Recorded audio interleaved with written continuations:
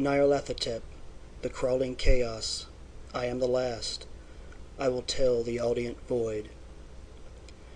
I do not recall distinctly when it began, but it was months ago.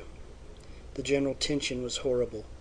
To a season of political and social upheaval was added a strange and brooding apprehension of hideous physical danger, a danger widespread and all-embracing, such a danger as may be imagined only in the most terrible phantasms of the night. I recall that the people went about with pale and worried faces, and whispered warnings and prophecies which no one dared consciously repeat or acknowledge to himself that he had heard. A sense of monstrous guilt was upon the land, and out of the abysses between the stars swept chill currents that made men shiver in dark and lonely places. There was a demoniac alteration in the sequence of the seasons. The autumn heat lingered fearsomely, and everyone felt that the world, and perhaps the universe, had passed from the control of known gods or forces to that of gods or forces which were unknown. And it was then that Nyarlathotep came out of Egypt. Who he was, none could tell, but he was of the old native blood and looked like a pharaoh.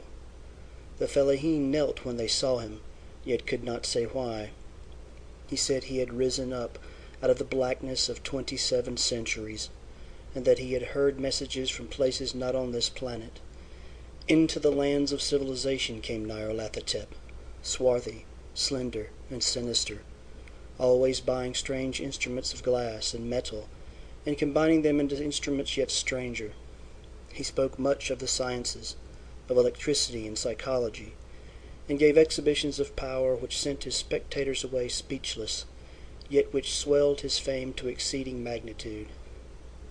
Men advised one another to see Nyarlathotep, and shuddered, and where Nyarlathotep went, rest vanished, for the small hours were rent with the screams of nightmare. Never before had the screams of nightmare been such a public problem.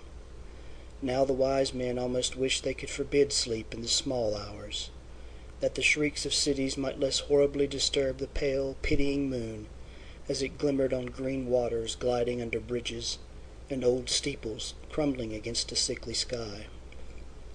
I remember when Nyarlathotep came to my city, the great, the old, the terrible city of unnumbered crimes.